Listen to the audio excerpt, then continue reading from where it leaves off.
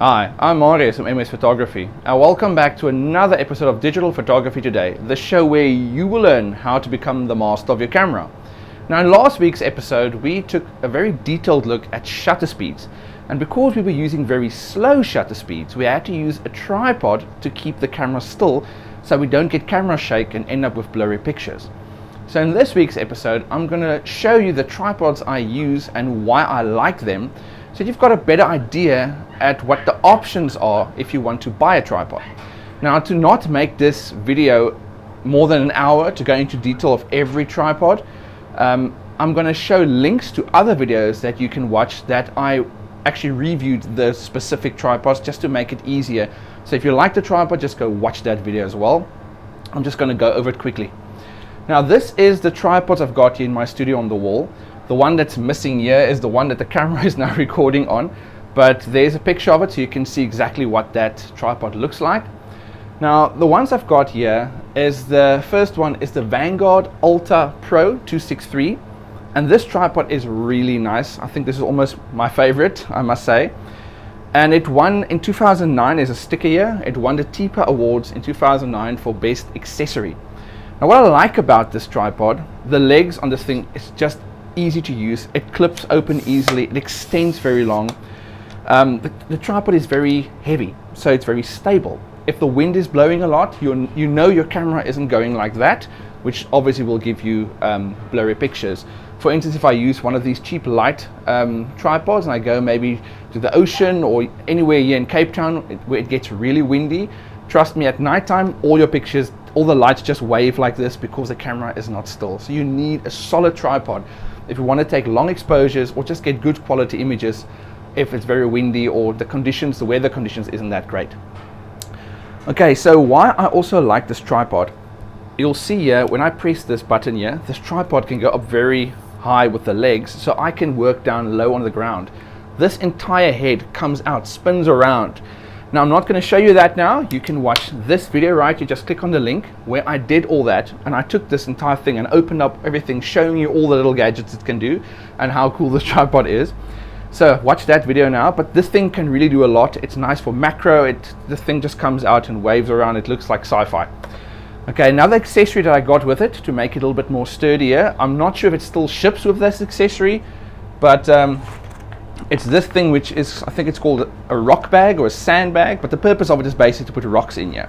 So when I open up the legs like this, I attach these Velcro straps to the tripod here, and then I put rocks in there. So it makes the tripod just a little bit more heavier. Okay, so the head I've got on here, this is called a pistol grip. Now, what's nice about this, it's very quick to get to a specific position you want a tripod, because you just press the pistol grip and you just turn it around and let go and it locks into place there. So I really love this head that's on here.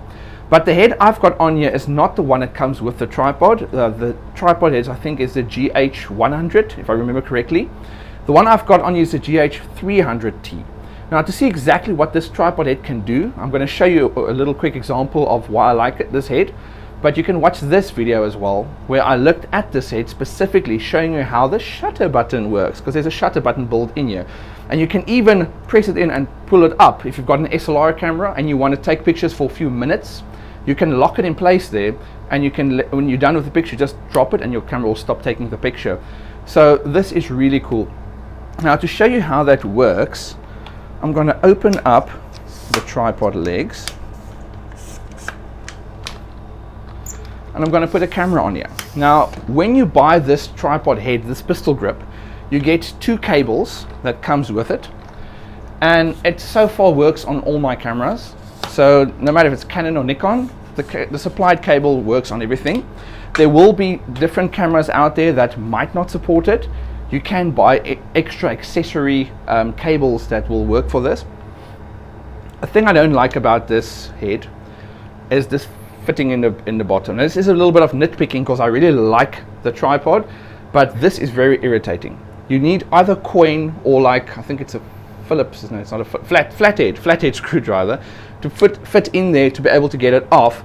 If you use your fingers, it's not always that nice, and the camera isn't always going to be secure if you didn't really tighten this.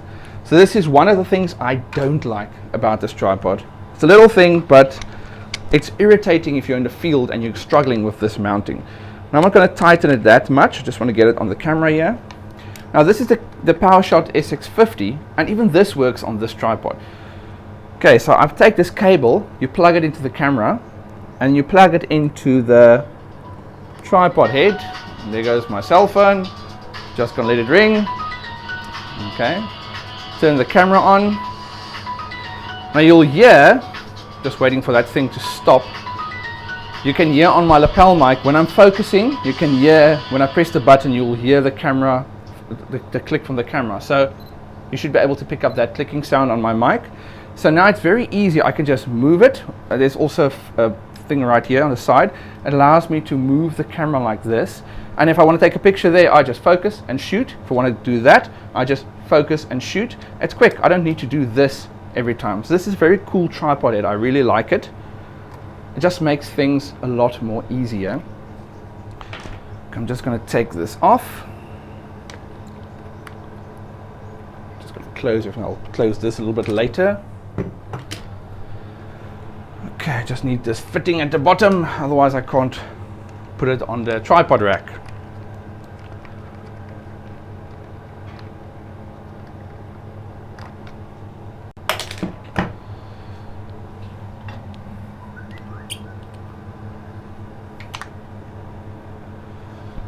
Okay, so just close these legs. As you saw, they're pretty high up, and you can lift this thing as well very high.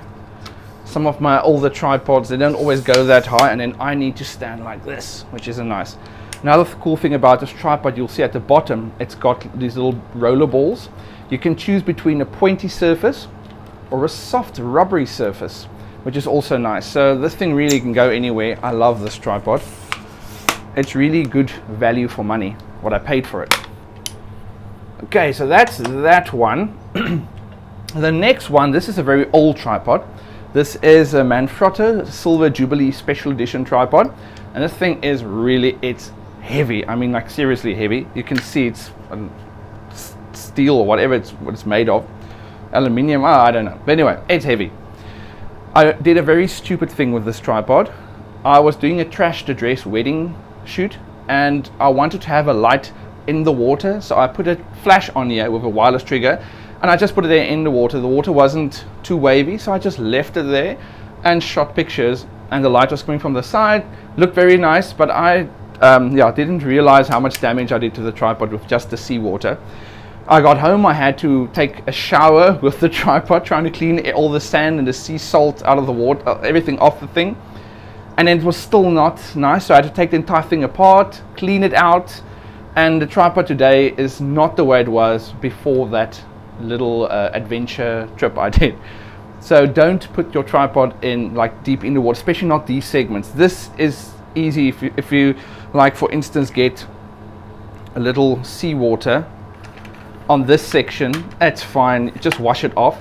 But the moment it goes into these joints and all these places, opening this up and fixing it, not a nice job. Okay, the legs, very basic on this. What I don't like, it doesn't go as high. You can see here, I think the highest I can go is about there. It doesn't go as high as this Vanguard, so I can't work down low on the ground if I really want to. But it's a really sturdy tripod, and the reason I use this is for architecture and landscapes, because I like to use this head for that, and also some creative pictures with long exposure, specifically with this head. I'll show you why. This head has got 3 dials. If I open this one, the tripod can turn like that. If I open this one, the tripod moves like this, up and down. And if I open this one, I can tilt it like this. So if I'm doing long exposure and I want to be able to move the camera in the exposure, I can move the camera like this, and I know the camera isn't doing that. It's just moving perfectly in a circle. With this, if I use the pistol grip and I move it, I'm not sure if it's going to move exactly, because I can't press it down and tilt the camera like that without the camera just doing a little bit of this. So because these two are locked in place, I can control only that angle. So that's why I really like this.